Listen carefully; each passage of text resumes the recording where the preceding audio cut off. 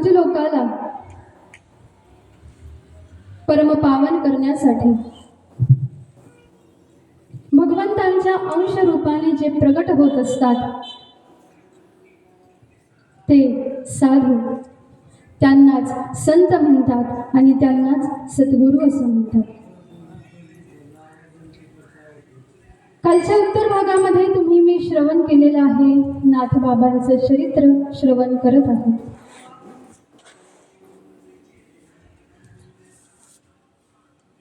गुरूंच्या घरी नाथ महाराज येऊन पोहोचलेले आहेत. नाथबाबा आपल्या सद्गुरूंची सेवा त्यांनी आरंभ केलेली आहे आणि एक दिवस सद्गुरूंच्या प्रसन्नतेला कारण ठरली त्यांनी केलेली सेवा. पहा, या परमार्थ मार्गामध्ये, या भक्तीच्या मार्गामध्ये सेवा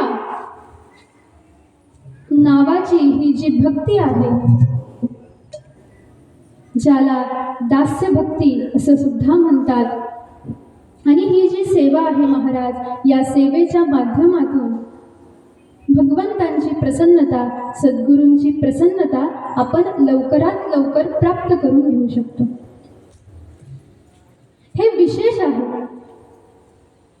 आपण नामगायन केल्याने भगवंत प्रसन्न होतीलच की नाही याची काही शाश्वती नाही. आपण नामगायन केल्याने सद्गुरू प्रसन्न होतील की नाही याचीही काही शाश्वती नाही महाराज. परंतु सेवा हा भाव एकमेव असा आहे की याने भगवंत सद्गुरू हे तात्काळ साधकावरती प्रसन्न होत असतात. सेवेच्या मार्गाने जेवढ्या लवकर भगवंत आपलासा केला जाऊ शकतो, सद्गुरू आपलेसे केले जाऊ शकतात, तेवढे लवकर अन्य कोणत्याही साधनाने होऊ शकत नाही. आपण रोज 10,000 माळी जप करणं आणि एक दिवस साधूच्या, सद्गुरूंच्या संगतीमध्ये ते सांगतील ते काम करणं याची तुलना आहे. पहा, महात्म्य असं सांगतात की ज्या वेळेला आपण आपल्या सद्गुरूंच्या समोर बसून नामजप ज्या वेळेला करू, त्यावेळेला केलेलं नामजप, त्या नामजपाचं पुण्य हे 10 पटीनं अधिक आपल्याला प्राप्त होत असतं. हे त्यांच्या सानिध्याचं, हे त्यांच्या संगतीचं किंवा त्यांच्याजवळ बसून केलेल्या साधनेचं फल आहे. घरी आपण साधना करणे, घरी नामजप करणे आणि सद्गुरूंसमोर जाऊन नामजप करणे याच्यामध्ये अंतर आहे. त्यांच्या समोर केलेली सेवा, त्यांच्या समोर केलेली साधना ही आपल्याला लवकरात लवकर त्यांच्या प्रसन्नतेला कारण ठरवून देणारी असते. म्हणून सेवा घडली पाहिजे. एक वेळ नाही आपल्याकडून नामजप झाला, हरकत नाही. नाही आपल्याकडून ग्रंथ वाचन झालं, हरकत नाही. नाही आपल्याकडून पंढरीची वारी झाली, आळंदीची वारी झाली, नाही हरकत. पण आपल्याकडून एक गोष्ट घडली पाहिजे, जिला सेवा असं म्हणतात.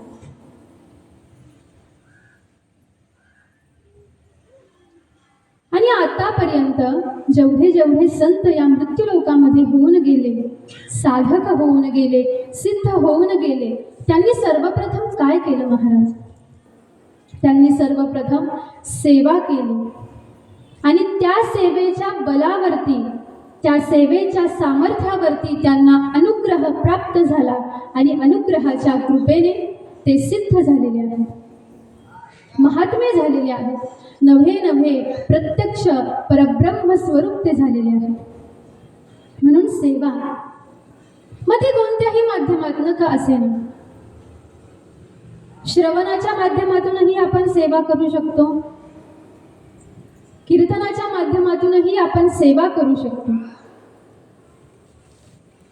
याच्यासाठी काही विशेष कर्म करावं असं नाही महाराज. सेवा म्हणतात कशाला? प्रश्न आहे. देवाप्रित्यर्थ केलेलं कोणतंही कर्म त्याला सेवा असं म्हणतात.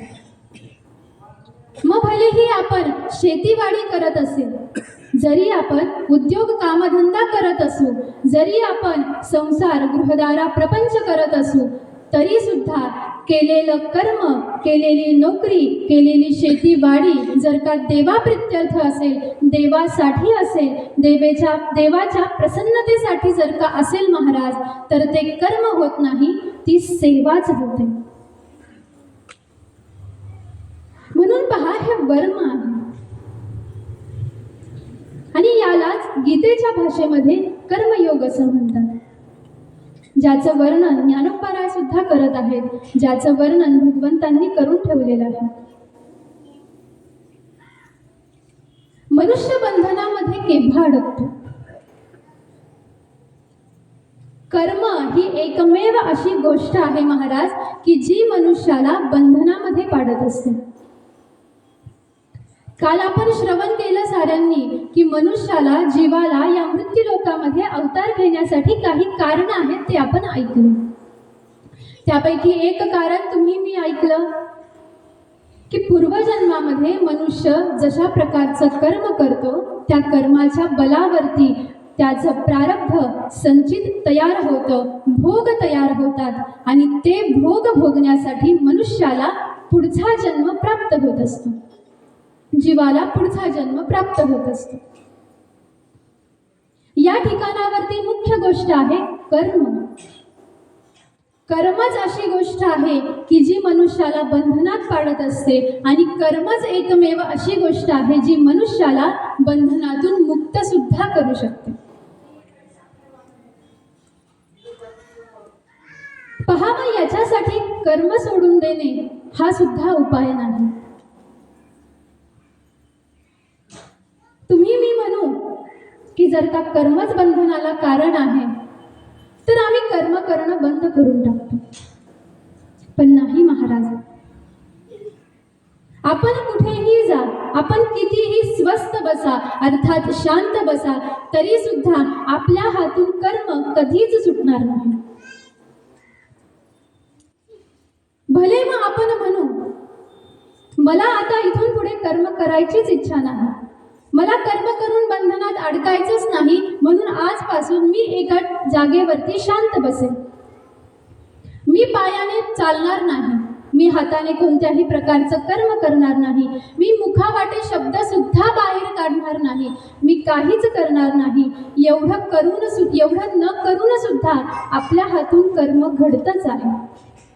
मग ते कर्म कोणतं?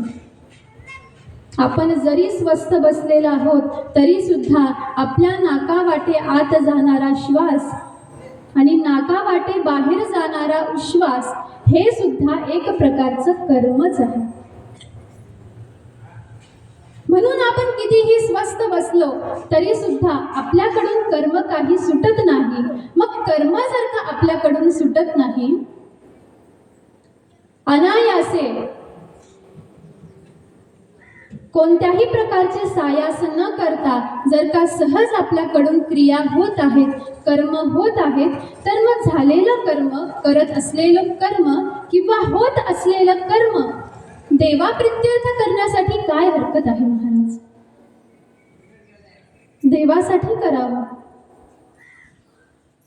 देवाच्या कृपेने जन्म प्राप्त झालेला आहे ना, देवाच्याच कृपेने श्वास सुद्धा प्राप्त झालेले आहेत, देवाच्या कृपेने ऐकायला येतं, देवाच्या कृपेने डोळ्याने पाहता येतं, देवाच्या कृपेने चालता येतं, देवाच्या कृपेने खाता येतं, खाल्लेलं पचवता येतं आणि देवाच्या कृपेने बोलता येतं. सारं जर का देवाच्या कृपेनेच होत आहे, तर मग करत असलेलं कर्म हे स्वतःसाठी का करावं?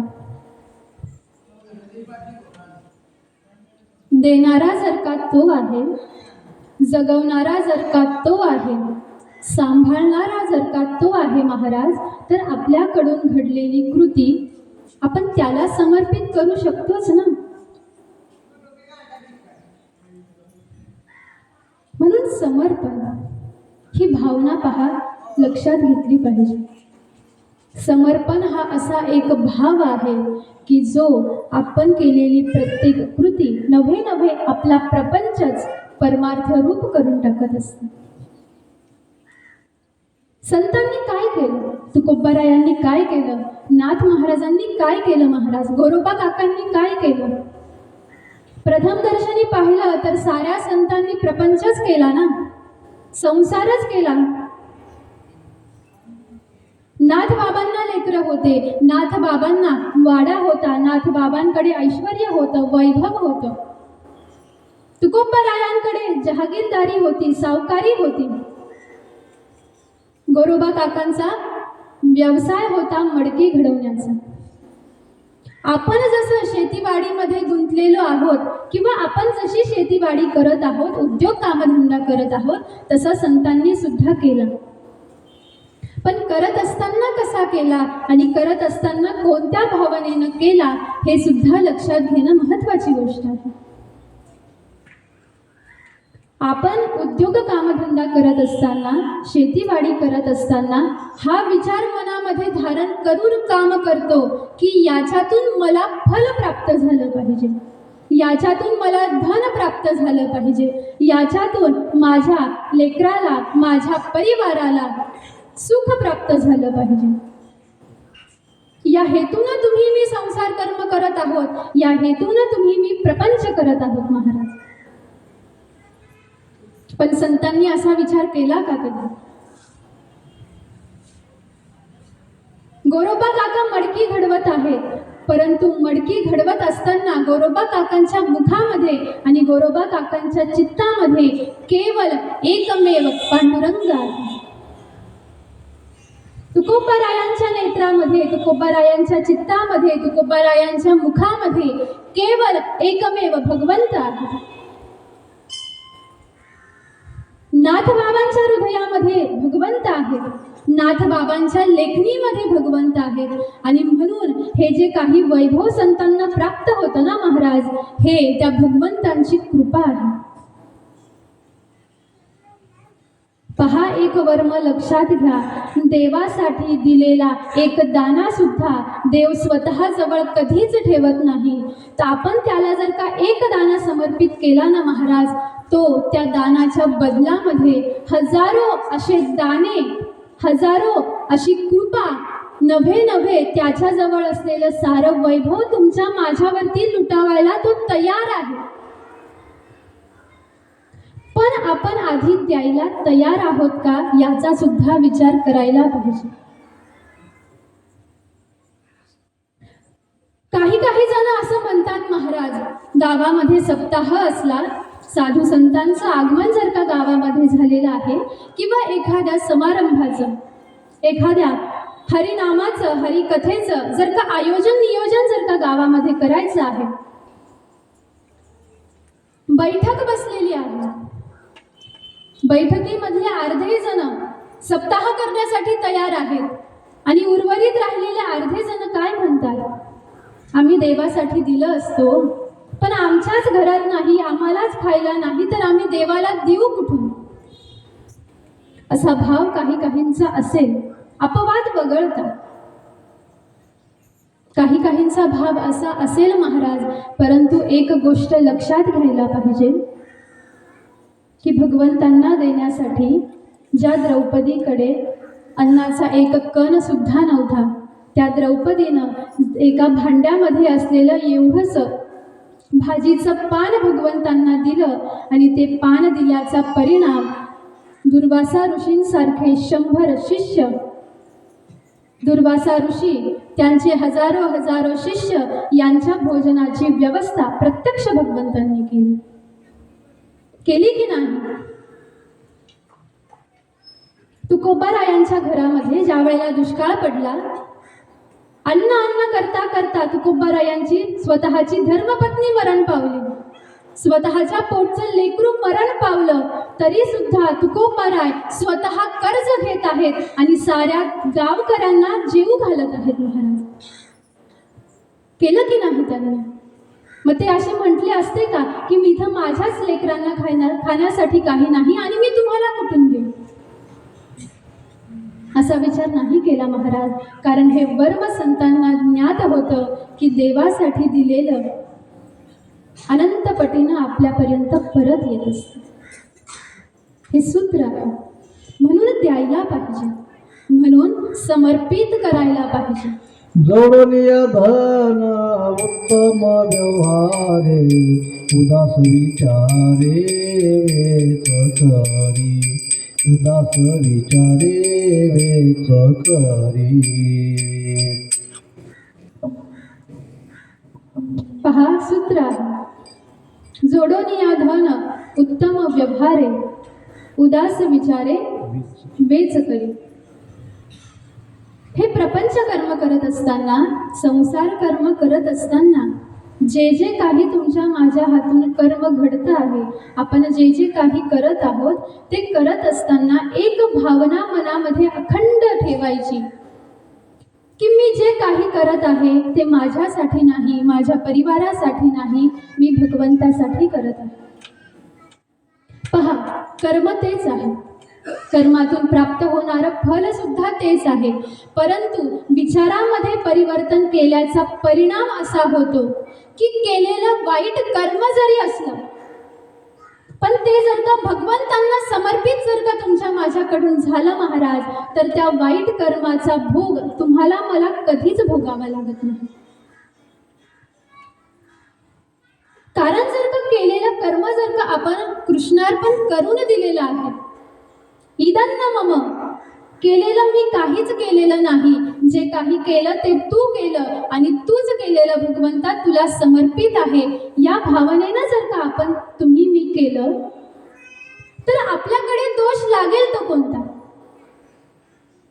ज्याच्यासाठी केलं त्याला ते कर्म समर्पित करून दिलेलं आहे आणि आपण आता कर्मबंधनातून मुक्त झालेलो आहोत.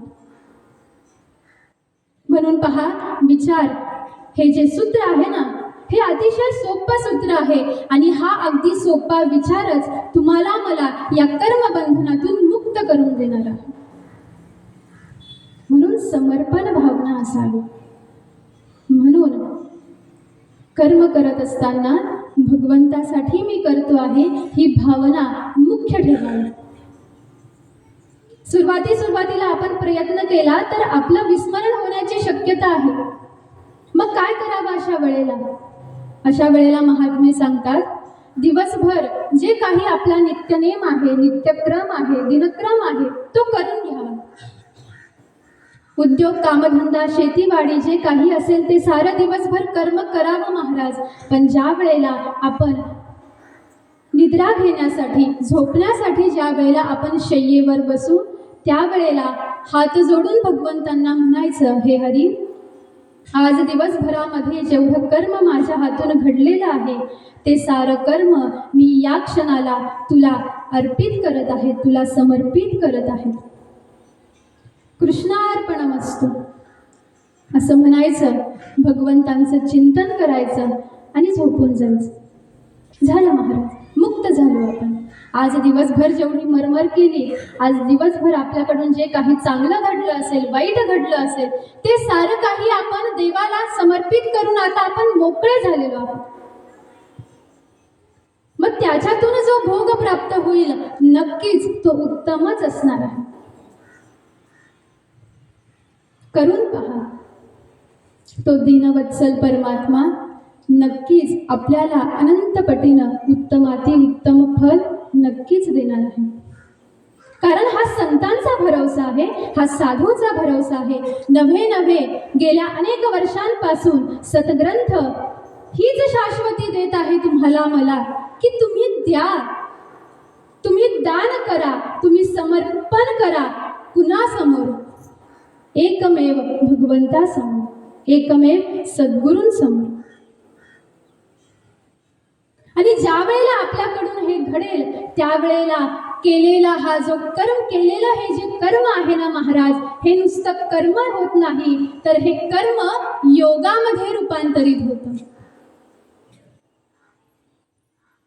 हे कर्म साधनेमध्ये रूपांतरित होतं. हे कर्म सेवेमध्ये रूपांतरित होतं आणि त्याचं फल भगवंतांची प्रसन्नता. जी प्रसन्नता काल नाथ बाबांना प्राप्त झालेली आहे. काय केलं नाथबाबांनी? पाहायला गेलं तर नाथबाबा सद्गुरूंच्या अंगणामध्ये झाडून घेत आहेत, उच्चिष्ट काढत आहेत, कपडे धुत आहेत, आई साहेबांना स्वयंपाकामध्ये मदत करत आहेत. पाहताना कर्म जरी एकदम साधी वाटली, परंतु करत असताना भाव काय होता नाथांच्या मनामध्ये? मी हे जे काही करतो आहे ना, हे मी माझ्या सद्गुरूंसाठी करतो आहे. नाथ बाबा काल युद्धासाठी गेले. युद्ध करून नाथ बाबांना स्वतःचा पराक्रम दाखवायचा होता का महाराज? नाही.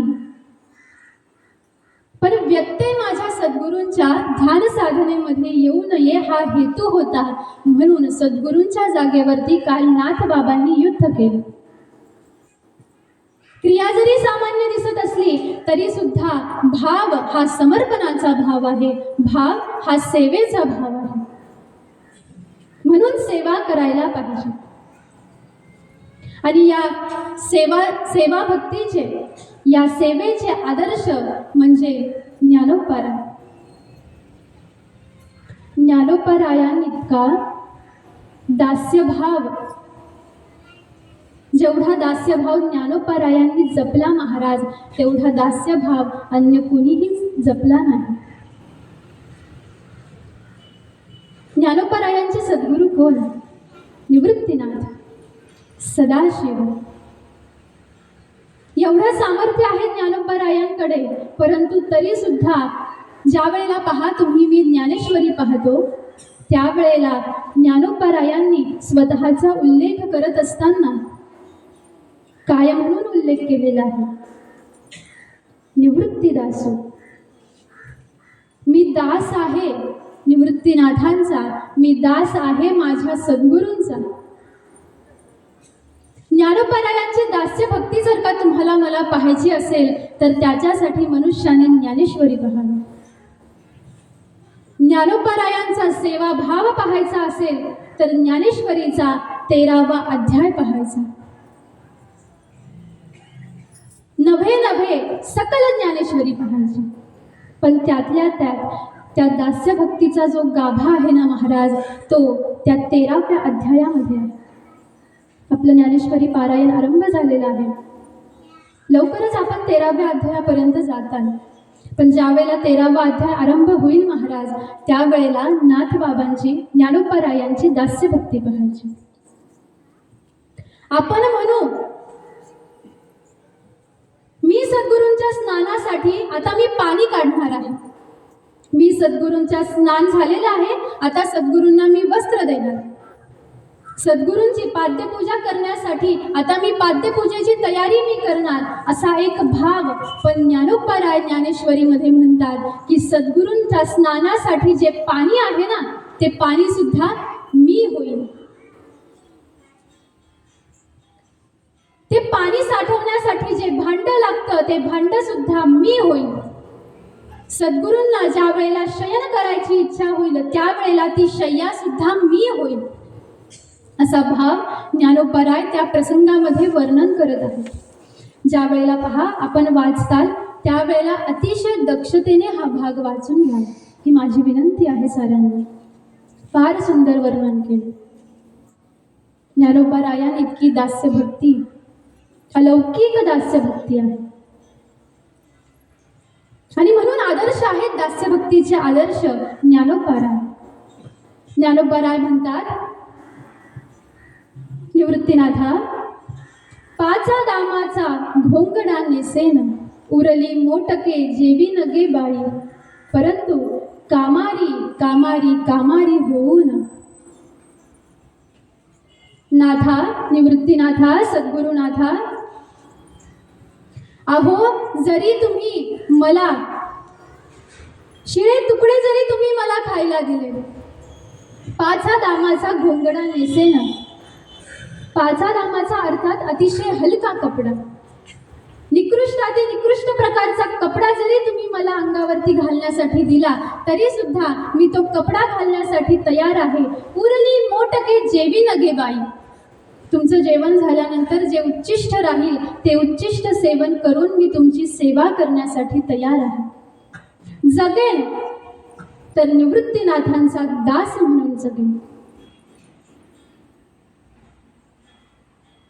ज्या वेळेला मला जराशी विश्रांती घेण्याची इच्छा होईल त्यावेळेला विश्रांतीसाठी मी माझ्या मस्तकाच्या खाली तुमच्या घराचा उंबरा घेईन. सेवा करायची त्यावेळेला तुमच्या घरामध्ये प्रवेश करेल आणि ज्या वेळेला विश्रांतीची वेळ येईल त्यावेळेला तुमच्याच गृहामध्ये तुमच्याच घरामध्ये जो उंबरा आहे ना त्या उंबऱ्यावरती मी शयन करेल, परंतु तुमच्या घराची वेस मी ओलांडणार नाही. असा भाव आहे ज्ञानोबारायांचा. ज्यावेळेला निवृत्तीनाथांनी प्रश्न विचारला, म्हटले ज्ञाना, अरे कशासाठी एवढी माझी सेवा करतोस, काय लाभ होणार आहे तुला? त्यावेळेला ज्ञानोबाराय म्हणतात, निवृत्तीनाथा, मला हे सूत्र कळालेलं आहे की ज्या वेळेला मी तुमची सेवा करेल त्याच्या परिणाम स्वरूपाने या गोपाळाचे घर रिघे नगे बाई. हा जो गोपालकृष्ण आहे ना, या गोपालकृष्णाची पट्टराणी होण्याचा अधिकार मला प्राप्त होईल कधी, जेव्हा मी तुमची सेवा करेन. अभंग फार सुंदर आहे, पाहून घ्यावा. पाचा दावाचा घोंगडा नेसेन उरली मोटके जेवी नगे बाई, कामारी कामारी कामारी होऊन. दास्यभाव आणि असाच दास्यभाव नाथांचा. सद्गुरू प्रसन्न झाले आणि एक दिवस सद्गुरू म्हणतात, नाथा चल, आज तुला मी दत्तात्रयांचं दर्शन करून देतो. माझे आराध्य, माझं दैवत कसं आहे मी तुला आज दाखवतो म्हटलं. अतिशय आनंद झाला नाथांना. सकाळी लवकर उठले, सद्गुरूंची सारी सेवा संपन्न केली. सद्गुरूही तयार झाले आणि एका उंच पर्वतावरती आज जनार्दन स्वामी आणि नाथ येऊन पोहोचलेले आहेत. जनार्दन स्वामी म्हणतात, नाथा, आता काहीच क्षणामध्ये दत्तात्रय येतील बरं का. ते जर का आले तर आधी त्यांना नमस्कार करायचा, त्यांच्या चरणाजवळ बसायचं. आदेश दान केला आणि इकडं सद्गुरू विराजमान झालेले आहेत. सद्गुरूंच्या बाजूला अगदी मांडीला मांडी टेकून नाथ बसलेले आहेत. आणि एवढ्या वेळामध्ये त्या ठिकाणावरती कोणी एक भिकारी मलंग आला, अर्थात फकीर आला. आणि फकीराचा वेश कसा असतो, मळालेली वस्त्र, खांद्यावरती झोळी आणि हातामध्ये एक पात्र आहे, कटोरा आहे आणि त्या मलंगाच्या सोबत एक कुत्री येते आहे. हे दृश्य पाहिलं. सद्गुरूंना माहीत होतं की आलेले फकीर जरी दिसत असले तरी सुद्धा माझे आराध्य आलेले आहेत. येऊन पोहोचले जवळ, सद्गुरूंच्या बाजूला बसले आणि म्हणतात, जनार्दना, कौन आया है आपके साथ? स्वामी म्हणतात, महाराज, सद्गुरू, अहो नाथ आहे, छोटासा एक नाथ आहे, माझी सेवा करण्यासाठी आलेला आहे. आज मी त्याला म्हटलं, चल तुला माझ्या स्वामींचं दर्शन करून दे. त्याला घेऊन आलेलो आहे. दोघांमधला संवाद चालू झालेला आहे आणि एवढ्या वेळामध्ये तो फकीर म्हणायला लागला, जनार्दना, भूक नाही लगी क्या? म्हटले, लागली ना, खूप भूक लागलेली आहे, पण आपण खाणार काय?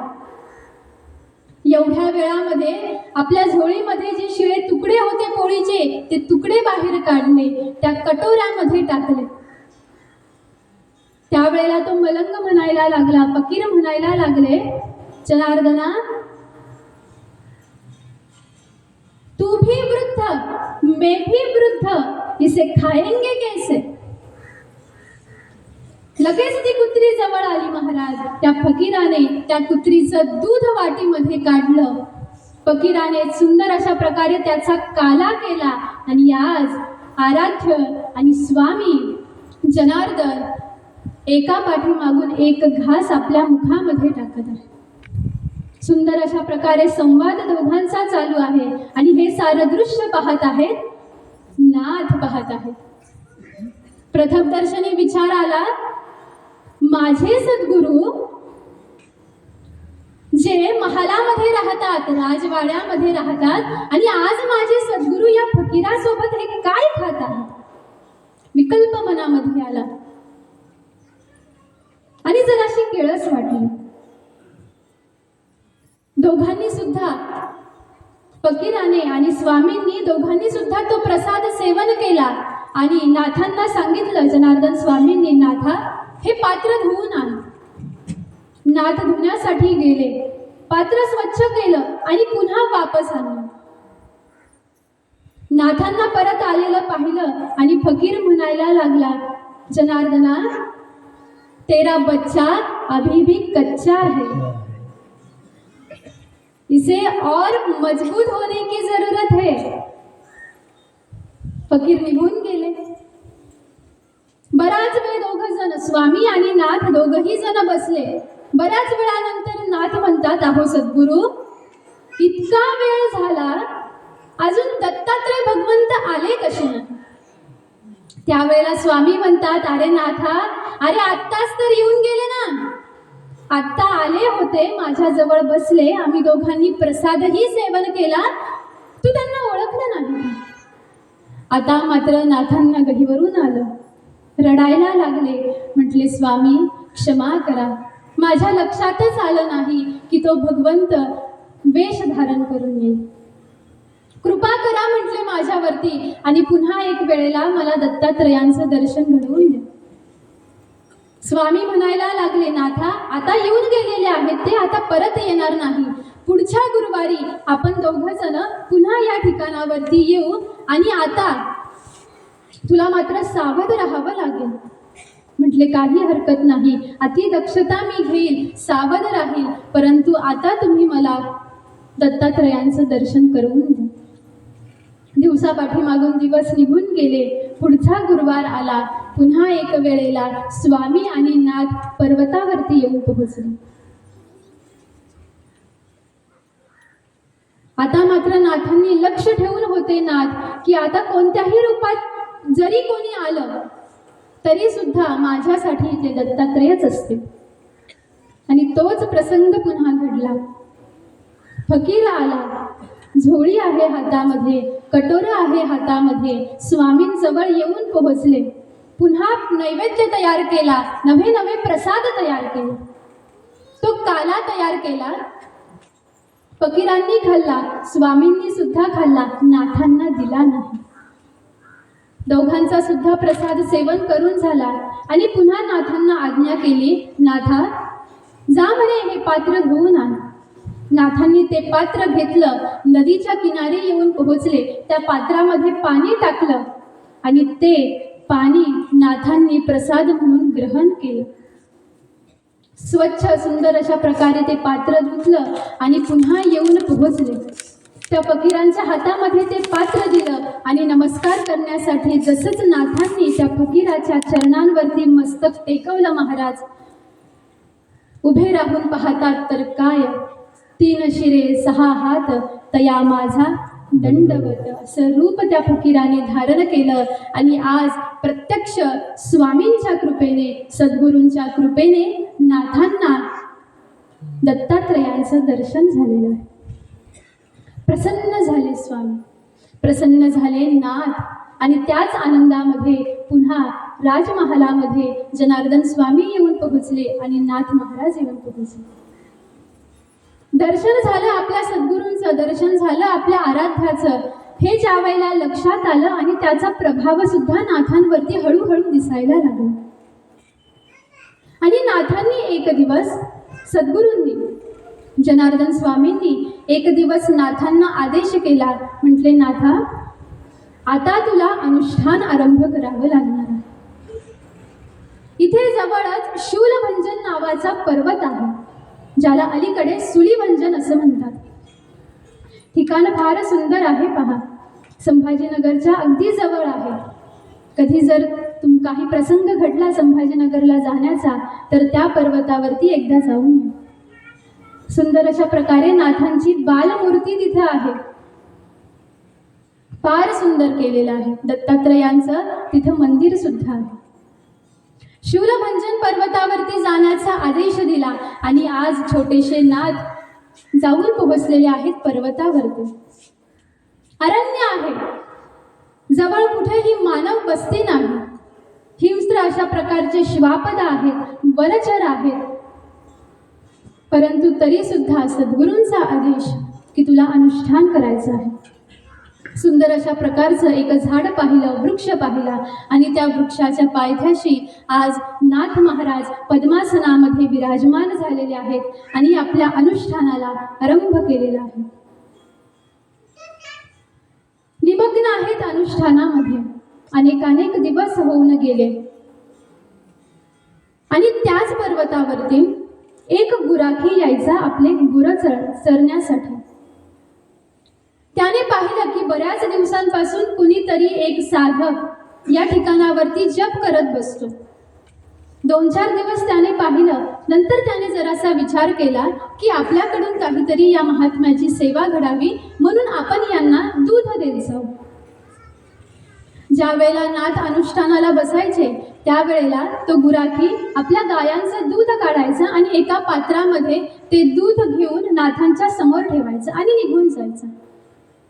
नाथांचं अनुष्ठान संपन्न झालं, जप संपन्न झाला की नाथ ते दूध प्राशन करून घ्यायचे.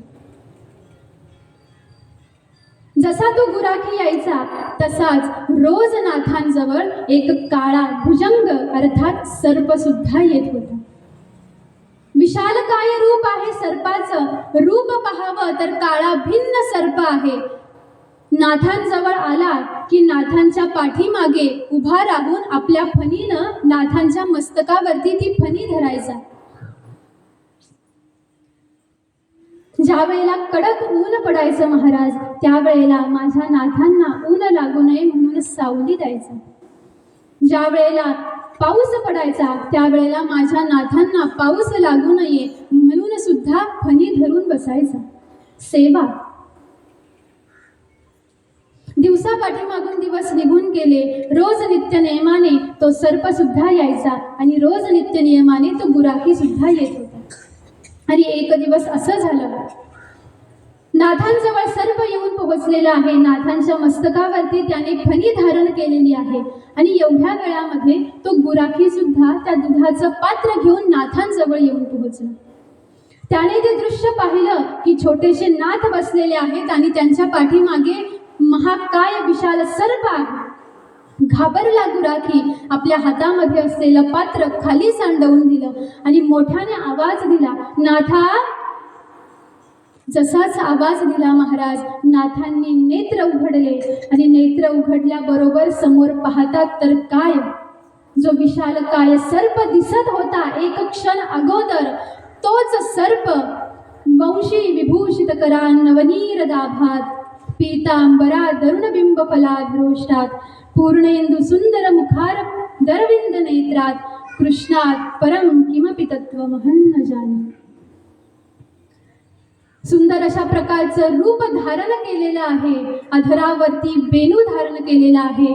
देहुडा चरण केलेले आहे आणि मस्तकावरती सुंदर अशा प्रकारचा मोर मुकुट धारण करून माझा परमात्मा आज माझ्या समोर उभा आहे हे प्रत्यक्ष नाथ बघत आहे. भगवंतांच्या कृष्ण रूपाचं दर्शन त्या प्रसंगामध्ये नाथांना प्राप्त झालं. तो जो सर्प येत होता ना, तो सर्प नाही महाराज, ते प्रत्यक्ष भगवंत होते. कशासाठी येत होते भगवंत? माझा नाथ माझ्या नामाचं गायन करतो आहे, माझा नाथ माझ्यासाठी तपश्चर्या करतो आहे, तर त्याचं रक्षण करणं हा माझा धर्म आहे. म्हणून भगवंत येत होते.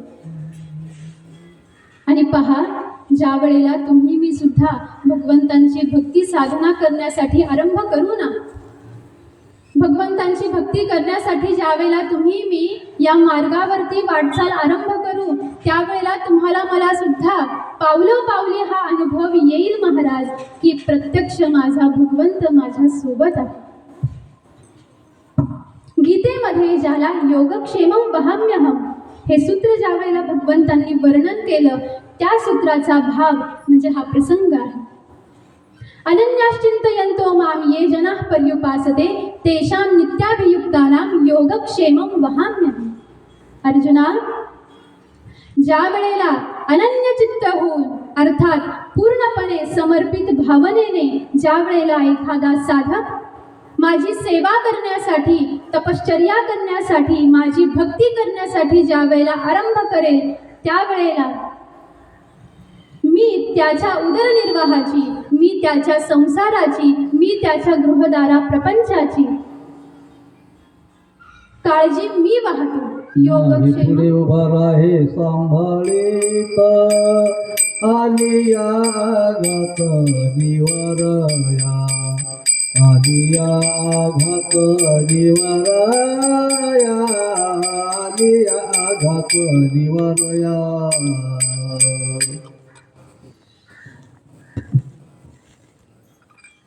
मागे पुढे उभा राहे सांभाळीत आलिया आघात निवारा.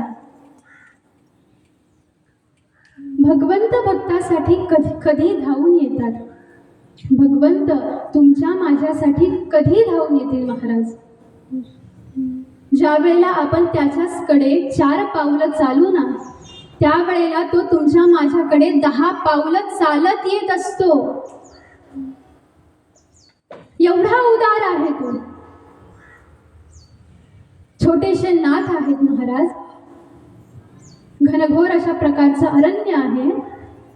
भगवंतांना प्रसन्न करण्यासाठी जपाचं अनुष्ठान आरंभ केलेलं आहे. एक वेळ अन्न भेटेल की नाही, ऊन वारा यापासून रक्षण होईल की नाही, कशाचीही चिंता नाही, पण सद्गुरूंचा आदेश अनुष्ठान कर. अनुष्ठानाला बसले. ज्याच्यासाठी अनुष्ठान आरंभ केलं तोच आला आणि त्यानेच वेळोवेळी नाथांचं रक्षण केलेलं आहे. मग ते रक्षण उन्हापासून असो, पावसापासून असो, आणि ज्या वेळेला भूक लागायची त्यावेळेला तोच परमात्मा गुराखी होऊन नाथांसमोर दूध आणून द्यायचं. पहा, लक्षात घ्या, या मृत्यूलोकामध्ये भगवंता इतकं, संतान इतकं, साधू इतकं उदार व्यक्तिमत्व अन्य कोणतंही नाही. आपल्याला जरी असं वाटत असलं की माझा भाऊ माझ्यासाठी किती करतो, माझ्या आई वडिलांनी आजपर्यंत माझ्यासाठी किती करून ठेवलेलं आहे, माझी धर्मपत्नी, माझे पतिराज माझ्यासाठी दिवसभर मरमर करतात, काबाड कष्ट करतात, असं जरी आपल्याला वाटत असलं तरी सुद्धा लक्षात घ्या की हे जरी ते करत असले तरी सुद्धा त्याच्या पाठीमागं त्यांचा काहीतरी स्वार्थच आहे. जर का स्वार्थच नाही महाराज, तर मनुष्य एकमेकांसाठी जगेल तरी का? आई वडील लेकरांसाठी एवढे काबाड कष्ट करतात, कशासाठी? एवढं धन संपत्ती कमवून ठेवतात, कशासाठी? स्वार्थ काय आहे त्याच्या पाठीमागे? माझा लेकरू सुखी व्हावं हा सुद्धा एक प्रकारचा स्वार्थच झाला. पहा, का स्वार्थ झाला? कारण ज्या वेळेला आपण आपल्या लेकराला सुखी पाहतो त्यावेळेला त्याला सुखी पाहून आपल्याला जो आनंद होतो, जो हर्ष होतो, हे हर्ष होण्याच्या पाठीमागे सुद्धा काय आहे महाराज? स्वार्थच आहे. कुणाला असे वाटेल का की माझ्या लेकराकडून मला दुःख व्हावं, माझ्या लेकराकडून मला त्रास व्हावा, माझ्या लेकराकडून माझी अवहेलना व्हावी, असे वाटेल का कुणाला? नाही. मग माझ्या लेकराकडून मला सुख प्राप्त व्हावं हा सुद्धा एक प्रकारचा स्वार्थच झाला. म्हणून पहा, कुणी कितीही जवळचं असलं, कुणी कितीही रक्ताचं असलं, कुणीही एकमेकांसाठी कितीही करत असताना दिसलं तरी सुद्धा करणाऱ्याच्या पाठीमागे काही ना काहीतरी स्वार्थ असतो. मग याचा अर्थ असा नाही की कुणी कुणासाठी काहीच करू नये. नाही महाराज, संबंध असतात, नाती असतात आणि त्याचं अवलंबन झालंच पाहिजे. पण पहा, आपण भगवंतांचं उदार व्यक्तिमत्व समजून घेत आहोत म्हणून जरासा अशा प्रकारचा दृष्टांत आहे. स्वार्थ.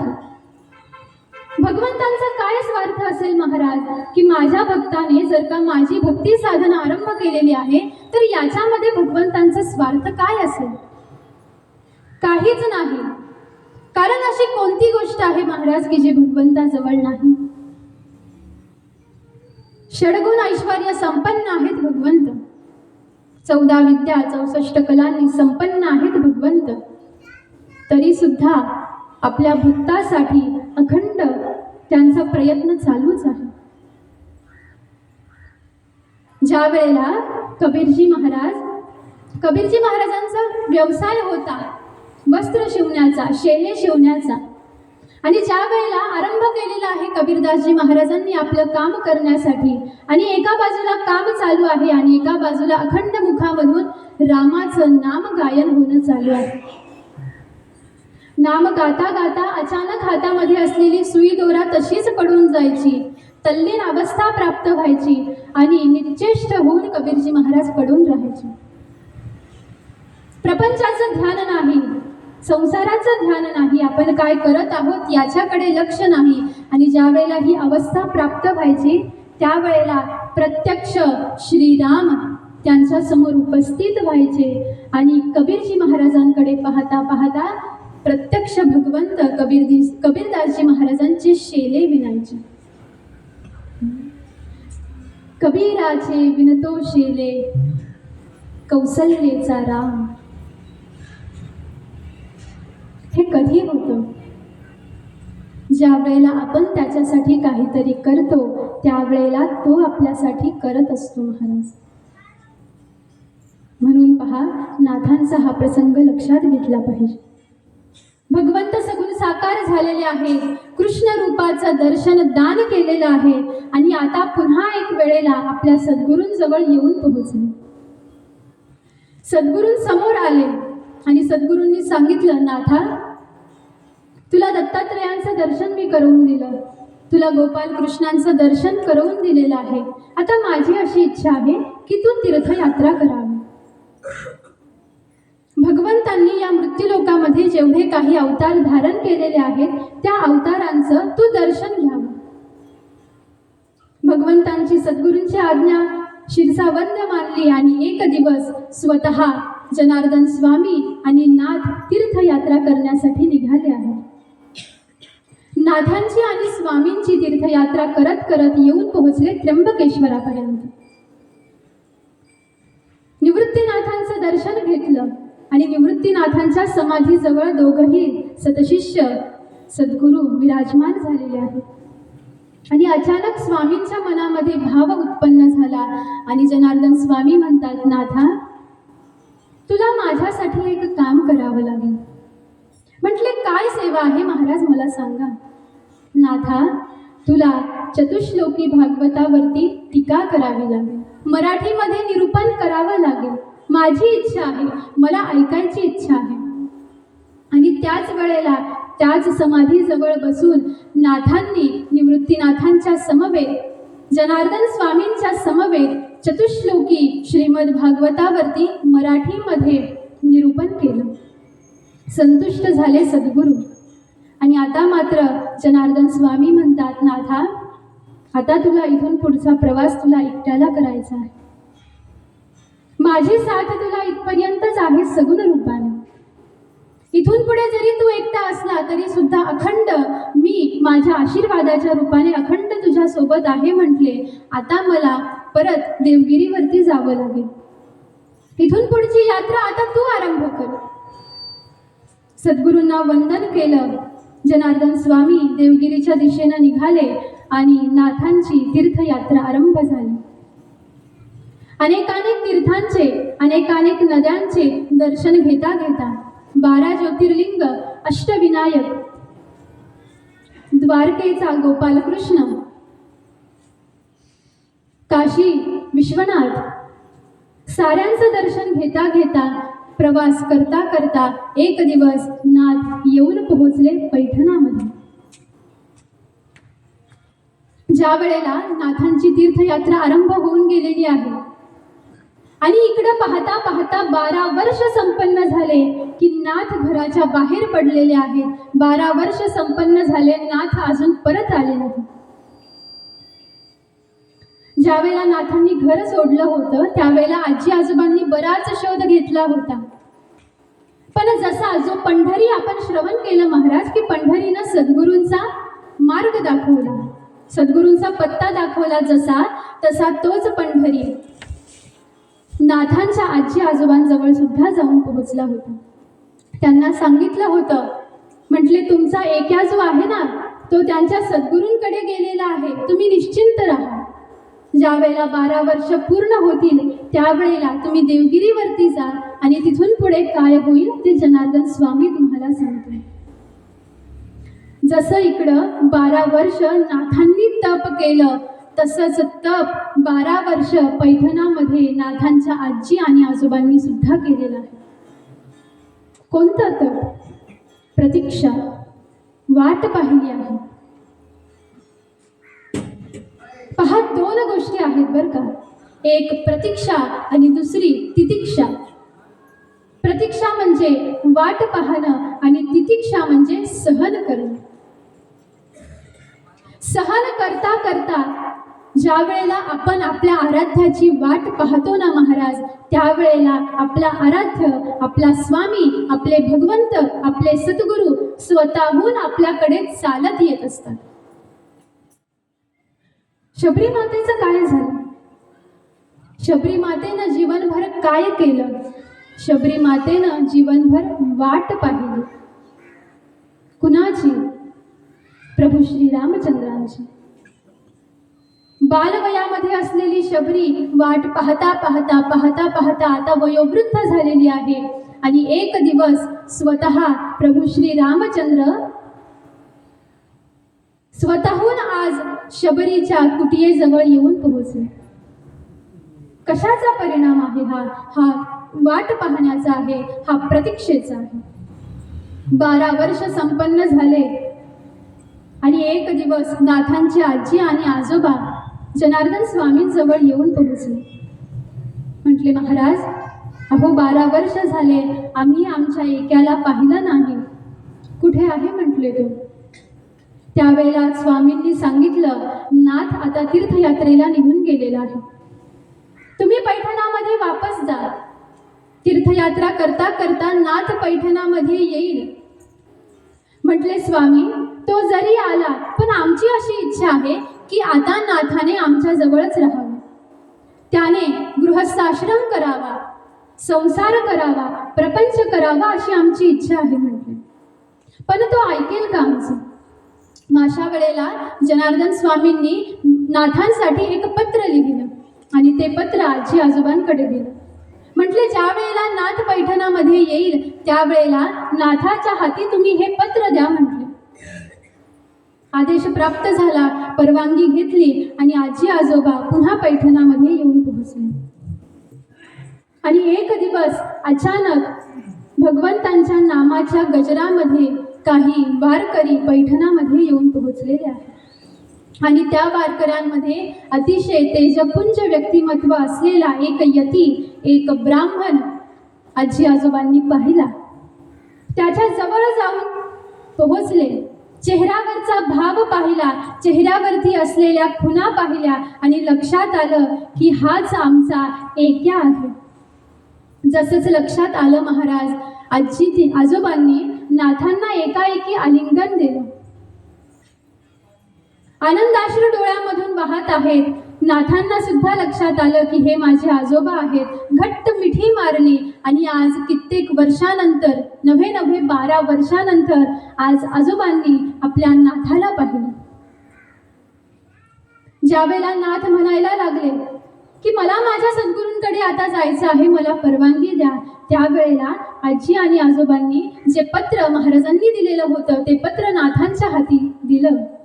नाथांनी ते पत्र वाचलं आणि त्यामध्ये जनार्दन स्वामी आदेश करतात, नाथा आता तुला इथून पुढं जीवनभर पैठणमध्येच राहायचं आहे. माझ्या आज्ञेनुसार तुला गृहस्थाश्रम करायचा आहे. उत्तम अशा प्रकारचा गृहस्थाश्रम करून तुला तुझा गृहस्थाश्रम, तुझा संसार, तुझा प्रपंच हा परमार्थ रूप करून जगाला दाखवायचा आहे. ज्या ठिकाणावरती, ज्या वाड्यामध्ये नाथांच्या हातामध्ये ते पत्र पडलं महाराज, नाथ त्या जागेवरून हल्ले सुद्धा नाही. याला म्हणतात आज्ञेचं पालन करणे. ज्या वाड्यामध्ये पत्र भेटलं, नाथ महाराजांनी जीवनभर त्याच वाड्यामध्ये आपलं जीवन घालवलेलं आहे. याला म्हणतात आज्ञा पालन. आणि आता मात्र नाथ पैठणामध्ये राहायला लागले. जरी राहताना दिसत आहे तरी अखंड सद्गुरूंचं स्मरण आहे, अखंड गोपालकृष्णांच्या रूपाचं स्मरण आहे, अखंड दत्तात्रयांच्या रूपाचं स्मरण आहे. आणि नाथांकडे कवित्व ही कला आलेली होती. उत्तम अशा प्रकारचे लेखन नाथ करायचे. मग आपण आता घरी आलेलो आहोत. आपल्याला जर का या वाड्यामध्ये राहायचं आहे तर आपल्याकडून अखंड साधना घडली पाहिजे. आपल्या साधनेमध्ये, आपल्या सेवा कार्यामध्ये कोणत्याही प्रकारचा व्यत्यय येऊ नये किंवा ती खंडित होऊ नये, यासाठी नाथांनी कथा करण्यासाठी आरंभ केली, कीर्तन करण्यासाठी आरंभ केलं, भगवंतांच्या उत्सवाचं आयोजन करण्यासाठी आरंभ केलं. आणि पाहता पाहता एक दिवस भव्य अशा प्रकारचं कृष्णाष्टमीचं आयोजन नाथांनी आपल्या वाड्यामध्ये केलेलं आहे. नाथांच्या बरोबर त्यांचा एक सखा होता, एक मित्र होता. त्या मित्राचं नावच सखा असं होतं. नाथ आणि सखा अखंड सोबत राहायचे. सुंदर अशा प्रकारे कृष्णाष्टमीचं आयोजन केलेलं आहे, नियोजन केलेलं आहे. कित्येक दिवसानंतर आज सद्गुरूंना बोलावलं, धाडवलं आणि सांगितलं, सद्गुरुनाथा आज तुम्ही जन्मासाठी नाथाच्या घरी या. सद्गुरू सुद्धा येऊन पोहोचले. सुंदर अशा प्रकारे आपल्या सद्गुरूंसमोर नाथांनी कीर्तन संपन्न केलं, कृष्णाष्टमीचा सोहळा संपन्न केला, भगवंतांचा जन्मोत्सव संपन्न केला. आणि येत असताना सद्गुरूंनी, जनार्दन स्वामी एकटे आले नाही, येत असताना त्र्यंबक आणि त्यांची कन्या गिरिजा आणि त्यांच्यासोबत उद्धव असे 3 जण सद्गुरू घेऊन आले. सद्गुरूंनी सांगितलं, नाथा तुला हिच्याशी विवाह करायचा आहे. सद्गुरूंचा आदेश महाराज. आणि नाथांनी कोणताही प्रकारचा विचार न करता गिरजा आई साहेबांसोबत त्या ठिकाणावरती विवाह संपन्न केला. गिरजा आई साहेब आता वाड्यामध्ये राहायला लागल्या आणि गिरजा आई साहेबांसोबत त्यांचा सेवेकरी होता, ज्याचं नाव उद्धव असं होतं, तो सुद्धा नाथांसोबत राहायला लागला. आरंभ होऊन गेलेला आहे एकनाथ महाराजांचा गृहस्थाश्रम. सुंदर अशा प्रकारची सुलक्षणा धर्मपत्नी प्राप्त झालेली आहे, जिचं नाव गिरजा असं आहे.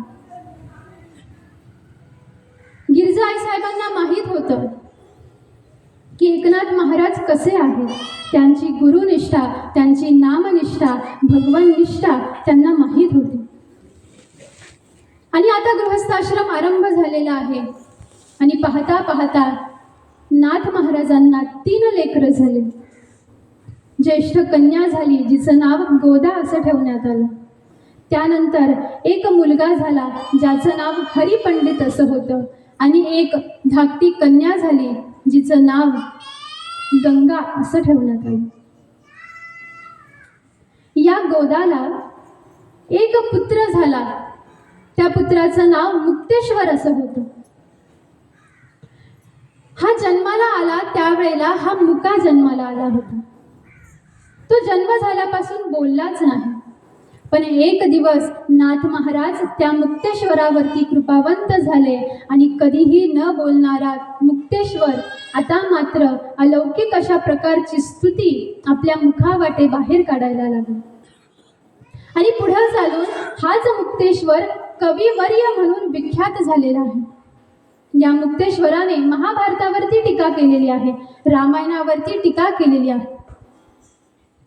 मुक्तेश्वरकृत रामायण असा ग्रंथ उपलब्ध आहे महाराज.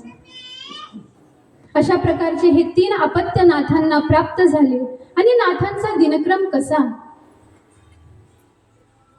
सकाळी सकाळी ब्रह्ममुहूर्तावरती उठायचे, प्रातर्विधी संपन्न करायचे, गोदावरीच्या तीरावरती जाऊन स्नान संपन्न करायचे. नाथ महाराज स्नानाला गेले की इकडे गिरजा आई साहेब आणि उद्धव नाथांच्या पूजेची तयारी आरंभ करून द्यायचे. मग पूजेसाठी लागणारी जेवढी काही साधन सामुग्री असेल, जेवढे काही पात्र असतील, पुष्प असतील, चंदन उगाळणे असेल, इत्यादी ज्या काही सेवा होत्या त्या सेवा गिरजा आई साहेब आणि उद्धवजी महाराज करायला लागले. नाथ महाराज आले, पूजेसाठी आरंभ झाला. पूजा आरंभ झाली. पूजा संपन्न झाली की नाथ ध्यान करत बसायचे. ध्यान झाल्यानंतर वाचन करत बसायचे. ग्रंथांचं वाचन झाल्यानंतर जो प्रसाद आईसाहेब तयार करायचा त्या प्रसादाचं सेवन करायचे आणि आपल्या लेखन कामासाठी निघून जायचे. पहा, नाथांनी जीवनभर लिखाण काम केलं.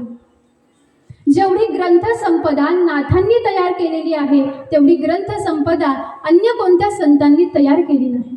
एवढं लिखाण केलेलं आहे नाथांनी. एवढी ग्रंथ संपदा आज नाथांनी तुमच्या माझ्यासाठी तयार करून ठेवलेली आहे. दुपारपर्यंत लेखन काम संपन्न व्हायचं. लेखन काम करत असताना कुणी भाविक आला, भक्त आला तर त्याच्यासोबत चर्चा करायची. माध्यान्हाचा समय झाला, विश्वदेव संपन्न करायचे, भगवंतांना नैवेद्य अर्पण करायचे, प्रसाद सेवन करायचे, जरा वेळ विश्रांती घ्यायचे आणि पुन्हा आपल्या लेखन कार्यासाठी आरंभ करून द्यायचे.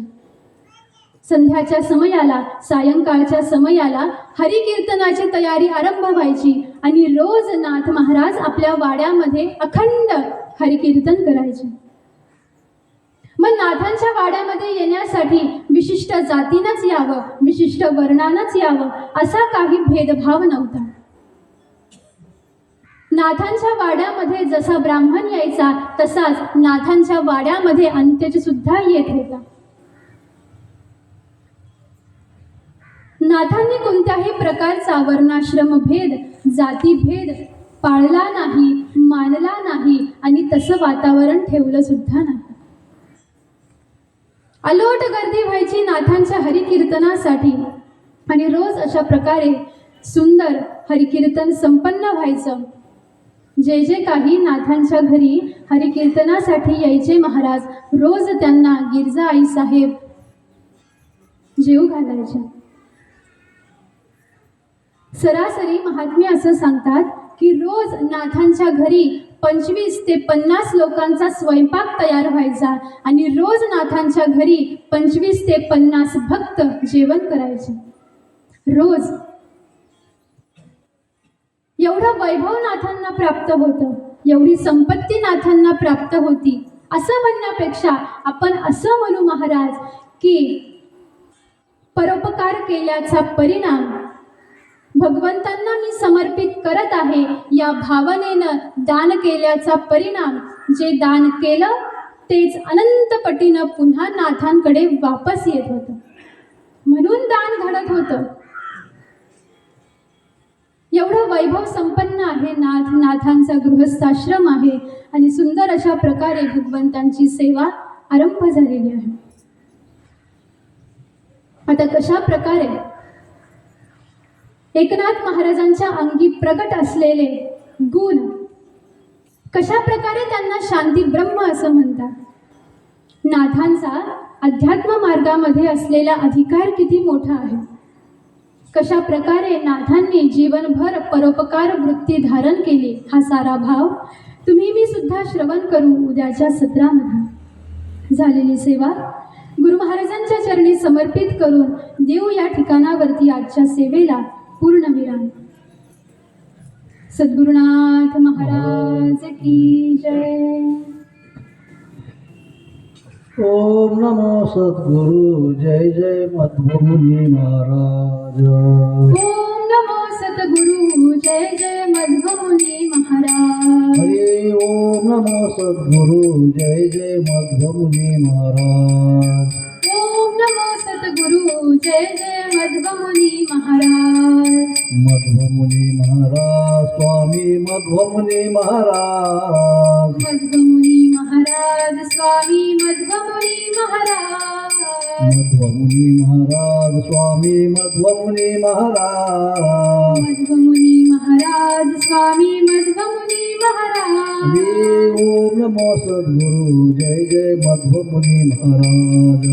ओम नमो सद्गुरु जय जय मध्वमुनी महाराज. हरे ओम नमो सद्गुरु जय जय मध्वमुनी महाराज. ओम नमो सद्गुरु जय जय मध्वमुनी महाराज. मध्वमुनी महाराज जय जय मध्वमुनी महाराज.